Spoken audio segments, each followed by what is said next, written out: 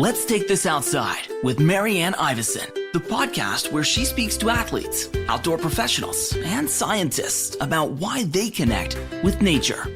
Josephine Baran is the director of Outward Bound's Training Academy for Outdoor Professionals, which is seeking to create access and training opportunities for groups that have been traditionally underrepresented in the outdoor industry. She fell in love with Canada's natural spaces when she moved here as a teenager and firmly believes we are the best version of ourselves when we are outdoors. She led the national community team for Mountain Equipment Co-op, which had the largest series of races in Canada, and is happiest when she is running the trails with her dogs, paddling at her cabin in Northern Ontario, or snowboarding in the Rockies. Please enjoy my conversation with Josephine Baran. Josephine Baran, welcome to Let's Take This Outside. Thank you so much for joining me. Oh, it's a pleasure to be here. I'm really excited to chat with you today. It's funny because there's not a video element to this podcast. However, I decided to wear my Outward Bound Training Academy sweater that you guys sent me, and I've been living in it in the winter. So first of all, thank you for this sweater. But I was like kind of hoping that you would be wearing some kind of merch. I should send you some Let's Take This Outside merch and we can exchange. That would have been amazing. We could have just reflected each other and the love we have for each other. That would have been great. Not surprising, even though you live out west now. Gosh, the outdoors is so small, ironically. We know some of the same people from your days at MEC or MEC. People call it different things. What do you call it, MEC? I call it MEC, but MEC is another one. We both are acquaintances, or maybe you know Chris Chappers quite well. He used to work out of the Ottawa store. How small is the outdoor community? It's ridiculous. You cannot head out on a trail without running into someone you know, or they know someone that you know. And I think that's so ironic that you know Mr. Chapman there, because we started our careers at very much the same time in the outdoors, working in the community and races and stuff like that. So that's shows you 6 degrees of separation, right? Yeah, I call him Chappers because that's what his friends call him. So I didn't even know his real name. I want to get into your background and how you became involved with the training academy. However, you worked at MEC for a long time, right? And we're gonna get to that. But where did you grow up? What did the early days of the outdoors look like for you? So I grew up in England. My mother is from the UK. My father had emigrated from Sri Lanka as a Tamil, kind of escaping much of that social strife that was going on at that time. And I lived for my childhood in the UK. And my mother has a twin sister and another sister, and they had both, over the years, emigrated to Canada. And it always talked about, it's this wonderful place to raise a family. There's so much space and opportunity here. So in the late 80s, we moved here, and we had never visited Canada. All I knew of Canada was National Geographic. And I'm not joking. It was either cowboys or polar bears and the Great Canadian North. And that was my vision of what it was to be Canadian. And I distinctly remember this because we flew out of Heathrow International Airport and landed in Edmonton International Airport. Yeah. If you are not familiar with those two, they could not be further apart on like the scale of size, how busy it is, and where it's situated. And I remember walking outside of the airport, and the first thing that I noticed was how big the sky was. There was nothing on the horizon. You could look forever and you felt like you could explore forever. And I remember laughing as a family thinking, they have straight roads that just don't end. They just go off into the distance. And it was so novel for us. And so as a teenager, I desperately wanted to fit in. And, you have this little brown girl with a thick UK accent, and I'm a teenager. And there's nothing worse than sticking out and being different as a teenager. So for me, the connection that I made, and I'm not sure why I really made this connection, but how I thought I could relate to everyone was through the outdoors. I was like, well, everyone here must hike and they must camp because they've got all this space and they have all this freedom and this room.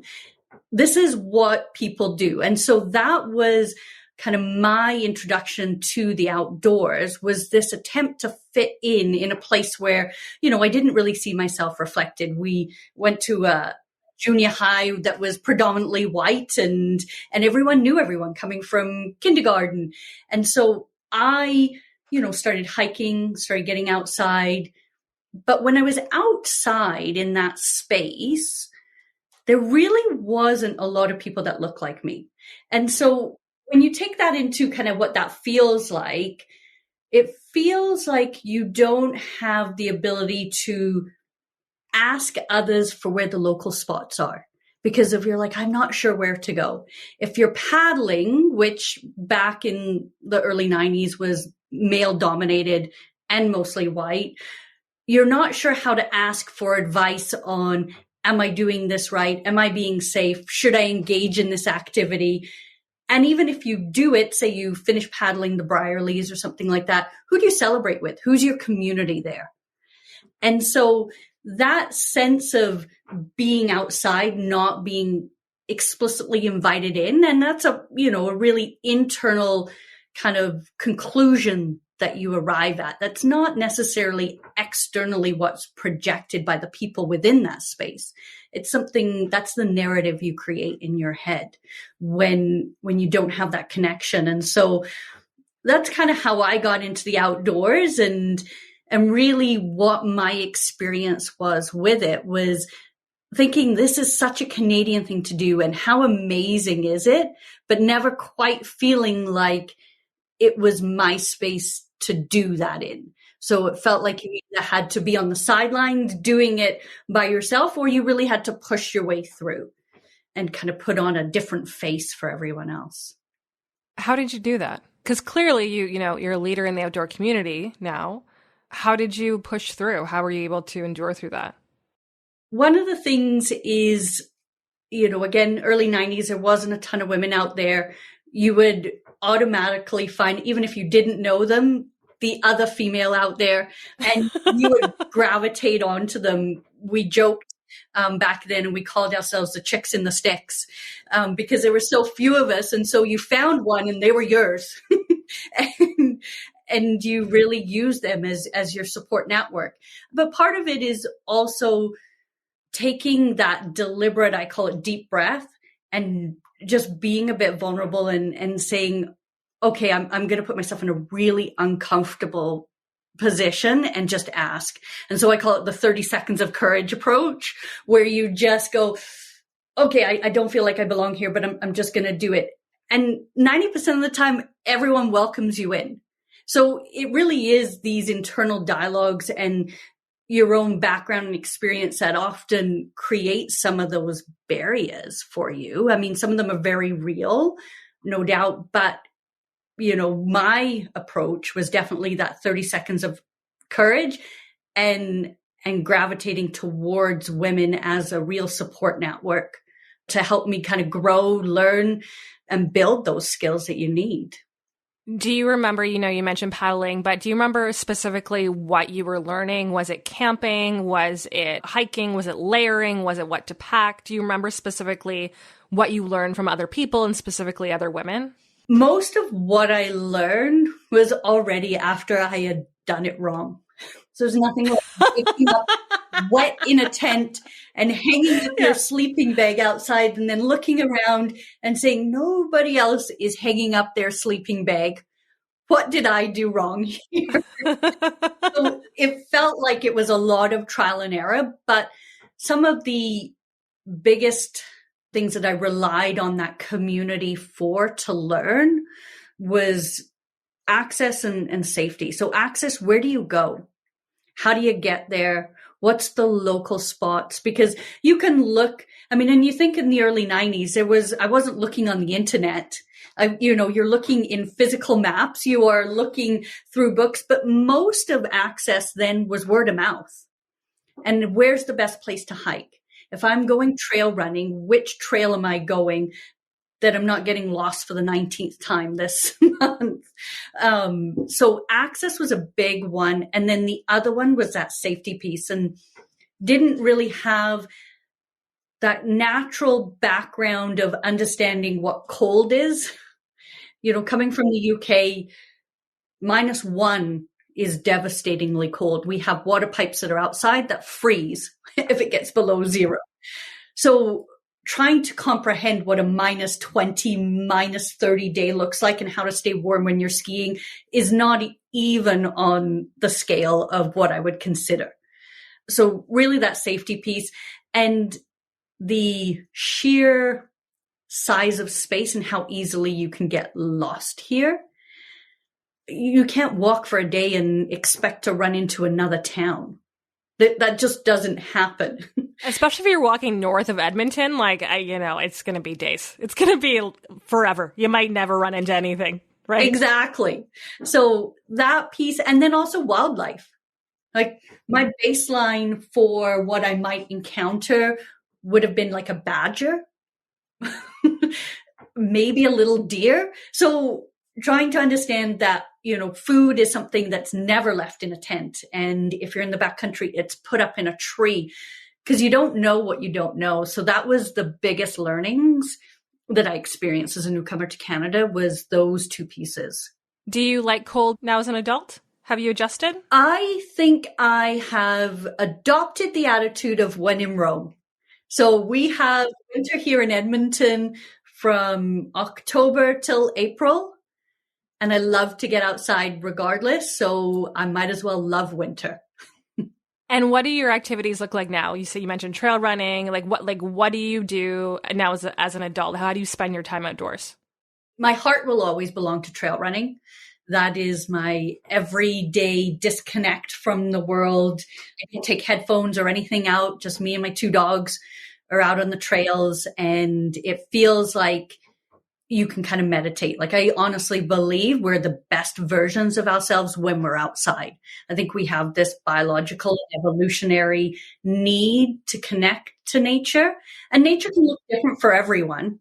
It doesn't need to be the top of the mountain. It can be your river valley or your backyard or your park. But I think that as humans, we need that. So for me, trail running is always going to be home. But in the winter, we ski, and in the summer, we paddle. Okay, totally fair. And how did you end up working for MEC? And that must have been a super cool experience because you were helping with events, right? You were helping organize events across Canada. Yes, with MEC, I was organizing events and then kind of moved into managing that national team for kind of community building and engagement within the outdoor world. But the journey to get to MEC was definitely, like everybody's, not a to B. It wasn't something that I ever sat down and said, you know what, I want to work in the outdoors. I don't actually even think I knew that was a viable career. So, immigrant background, had gone to school, university, and studied, the usual things. So it's doctor, lawyer, nurse, accountant, and none of those were kind of ringing my bell. So I was like, I'll go into science. Just generic science. I'll just go into science. That was it. So I was like, okay, sure, I can do science. I feel like I'm a logical person. Did science and, still kind of felt like, well, there's something missing. And in the background, I'm still doing my outdoor adventures and recreating in the outdoors. And so I was like, well, maybe I want to connect this to the environmental side, because that still seems like a 9-to-5 job that, our culture is kind of carved out for us. So I did environmental conservation and then took a very kind of traditional career in the beginning, working in labs and doing science stuff. All I'm imagining is beakers and just microscopes and test tubes. Yeah. It's exactly that. Less mad scientist and more. And then I'd had children and, really wanted to be able to stay home with the children, but didn't want to fully leave work. I still needed a little bit of something for myself and had connected with Mountain Equipment Co-op, because I thought, well, this is a great way to balance that, being at home without, having a full career. And as it happened, they were looking for someone to start races. It was brand new. They'd never really done a race before, but they thought, okay, well, we could do races. And I was like, sure, I run. I bet you I could organize a race. It's not quite that simple. There was a lot It's not the same. of learning. It's not the same. Yeah. You go there with 1,000 bibs and you're like, oh, I didn't organize these and I have to give them out. So that process took a while, but I'm just going to say, it sounds like you took that job on like you took on the outdoors. You're like, I'll figure it out, I guess. I'll see what happens. yeah, it is exactly like that. I was like, what's the difference? If you run a race, I'm sure you can organize one. They do not connect. But, we started running races and they were wildly successful. $15, people got to run a race. And so we started doing more. And as we were growing that race program, we were also starting to get into offering, workshops. So backcountry 101, how to camp, how to fix your bike. And I was really passionate about that and engaging our community and grassroots partners, because the idea of democratizing knowledge, because that's the other piece about access, is who owns the knowledge and how that gets passed down through generations and how we can actually share that knowledge between different groups that may not have had access to it. So this was where my passion started to go, was being able to really share with different groups and working with people like Parks Canada and their Learn to Camp and taking newcomers out camping. And so it kind of grew from there, from what was a race program into a real community program where we were bringing in organizations and grassroots partners. We're offering learning. We're not only taking people out running, but we have climbing days. And that actually grew at one point when we reflected back that we had, I think, 225 races across the country. We had, workshops, like 40 workshops in every store. And I'd kind of grown with that program and was managing and directing it. And then the pandemic hit. And, we know the unfortunate story that Mountain Equipment Co-op as a cooperative declared bankruptcy, but we're fortunate enough to have it taken over by another company. But in that time, pandemic and bankruptcy, we had all been laid off. And so I had taken some time to do some soul searching and had always lent towards that community side of it. So I thought, you know what, I'm going to jump in and go nonprofit. We're going to do this fully. And I had started with United Way working on their poverty initiatives. And I was working, and it was amazing work. The people that work there are so passionate and so dedicated to the work they do. But this job caught my eye, and it was from this company, Outward Bound Canada. They're a charity. And they had just landed a grant for the training academy. And I read what the training academy was about, and my heart said, you know what, you need to go back to the outdoors. And so I applied with the training academy, and that brings me to where I am today.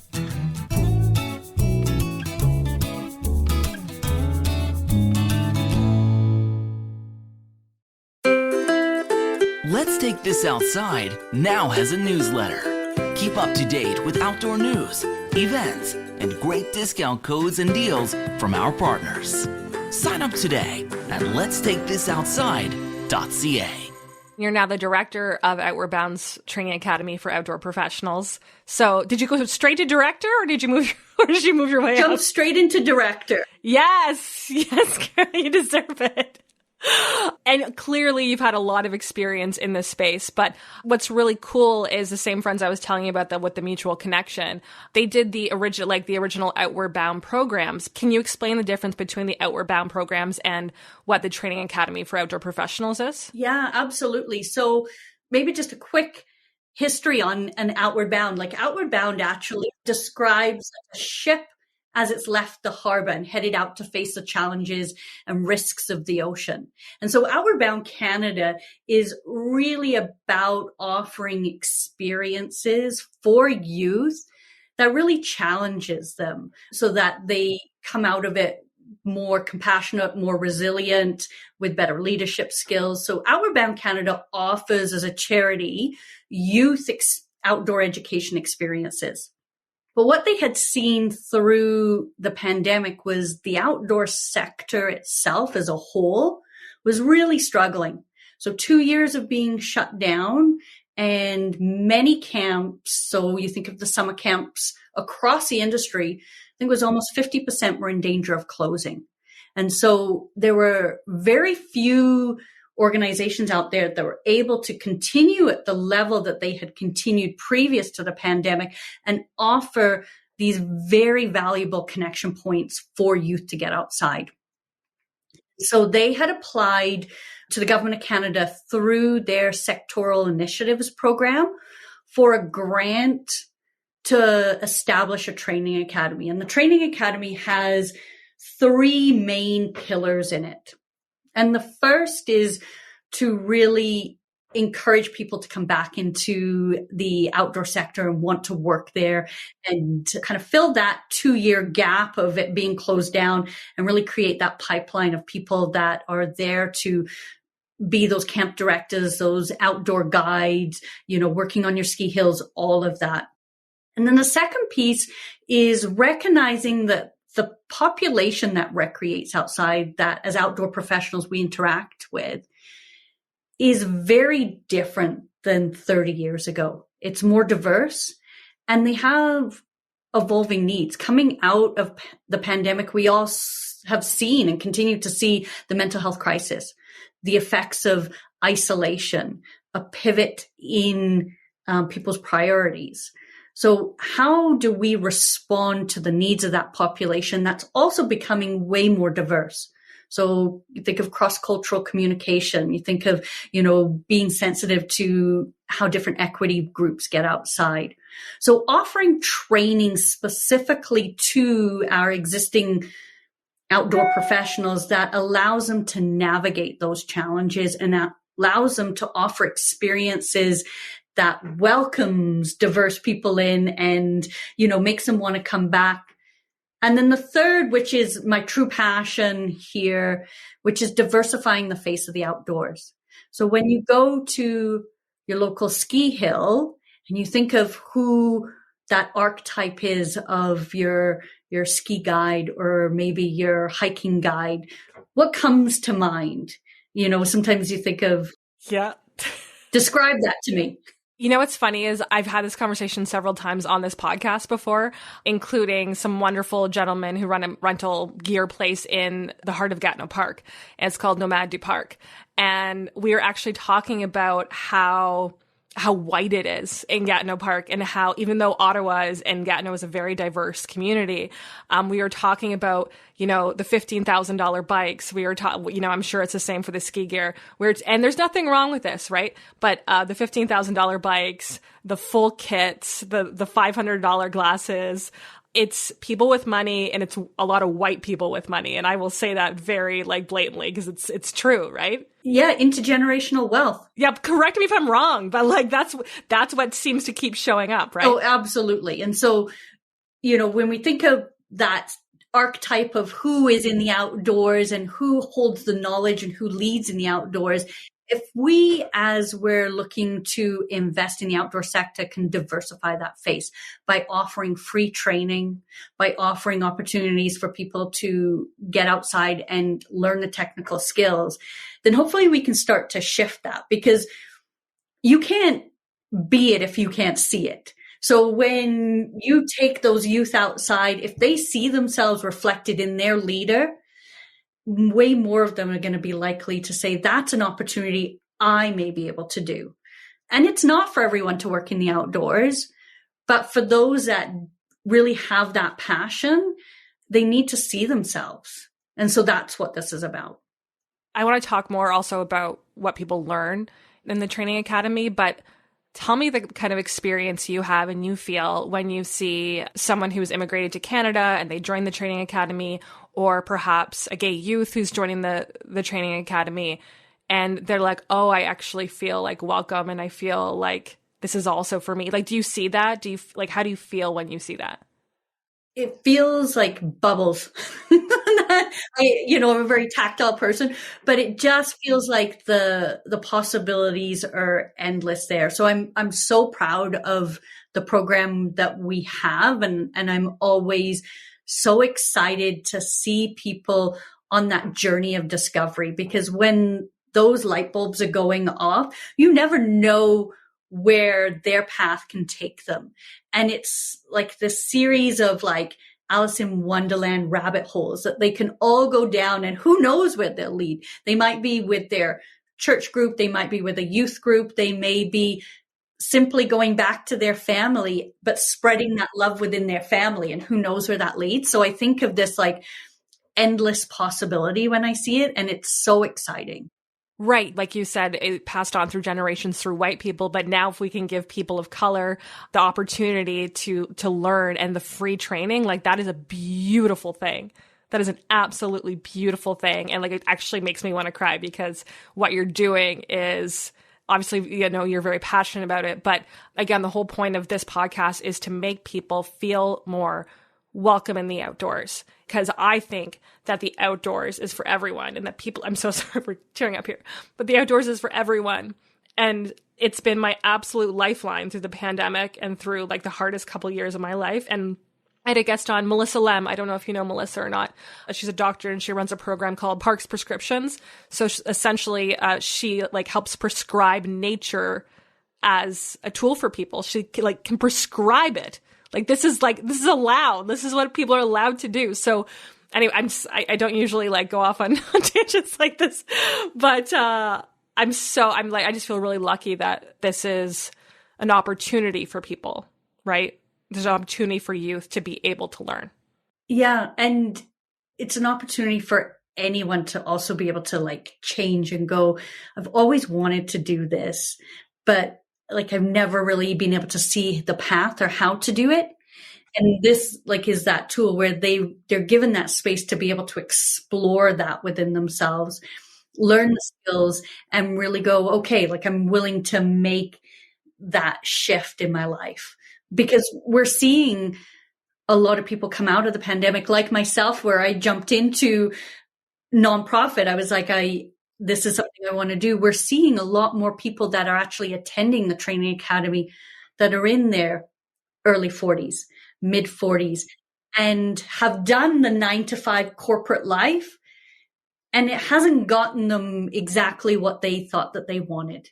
And I think the pandemic showed that we're looking for connection, that we're looking for meaning, that we want real value and impact in what we do. And I think a lot of people have had that chance to reflect on that. And they're like, you know, I thought I wanted a bigger house or a bigger car, but actually what I want is human connection. I want to be able to balance work and my life. I want to be able to do what I'm passionate about, get outside. And so I think this is also giving people that opportunity to explore that in a really safe place.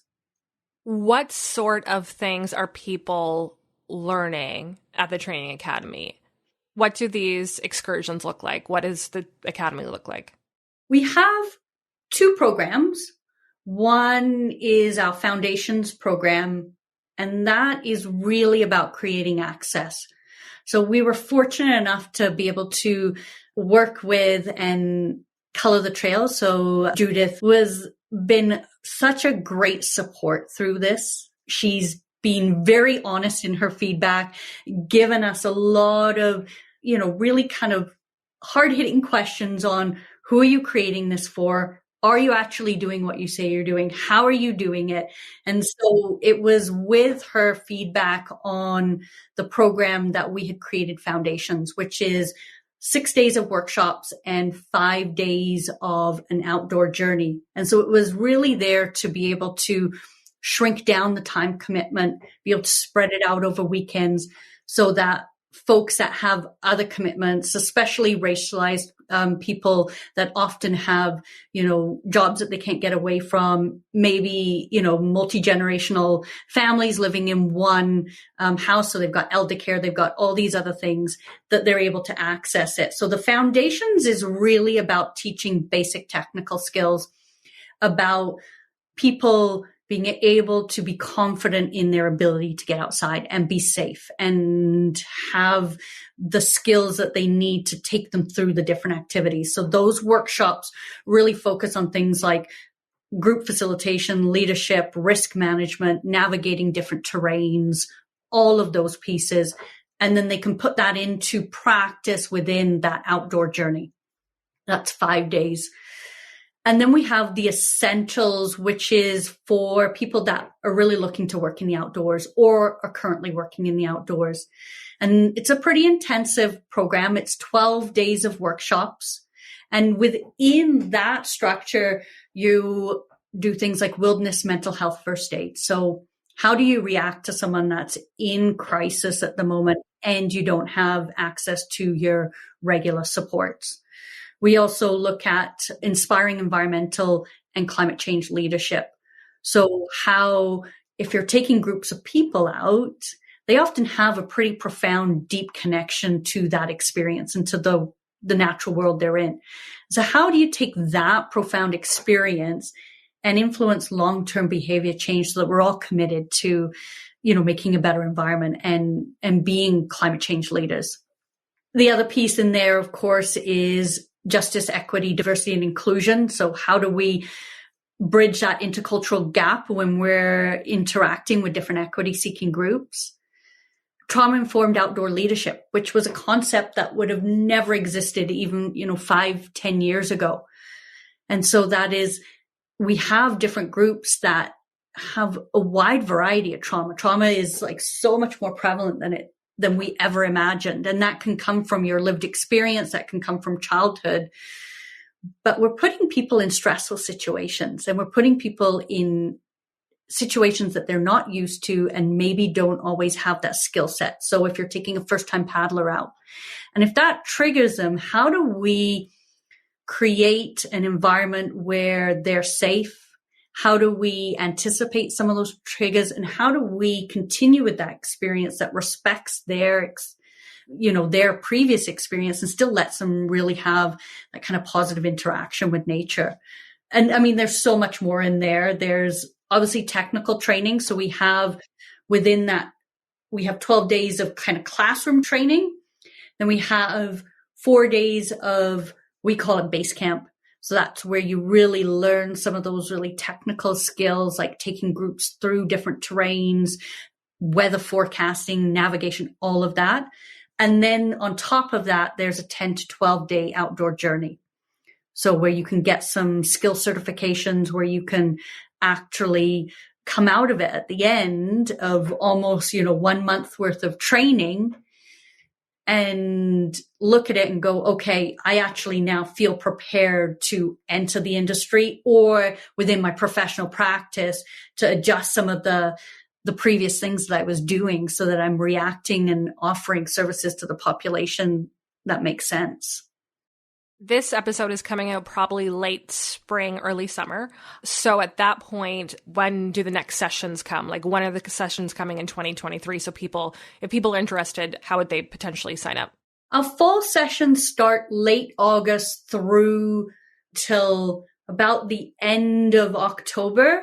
And then we have additional sessions in November and December in urban centers on the weekends. So people that can't afford to take the 1 month off or, 2 weeks for classroom, 2 weeks for the outdoor journey, they can take it on the weekends and spread out their learning. So definitely look for it around about the end of August to start up in different regions. That will be BC, Alberta, Ontario, and Atlantic Canada, probably in Halifax.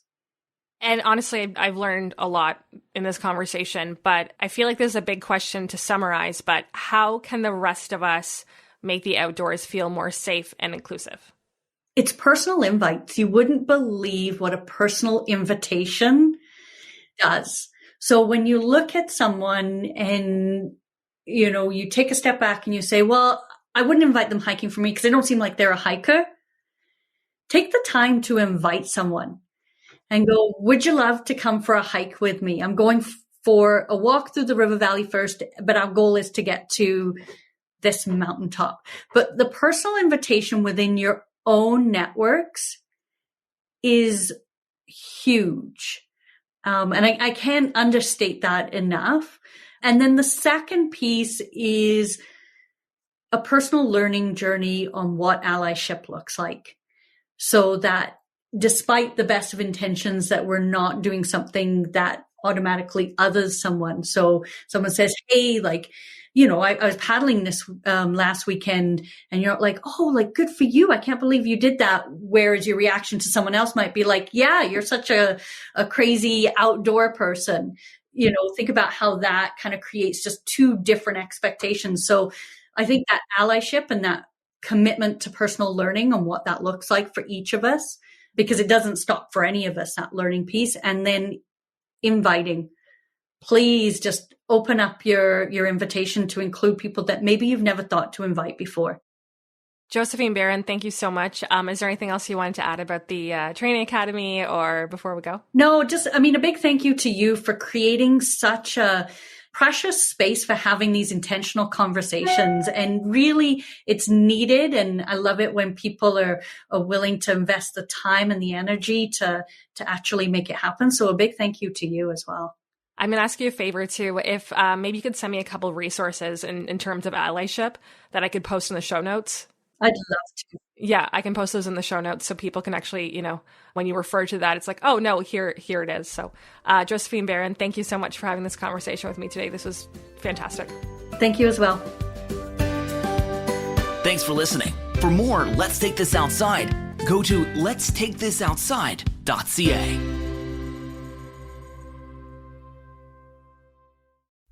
Produced and distributed by the Sound Off Media Company.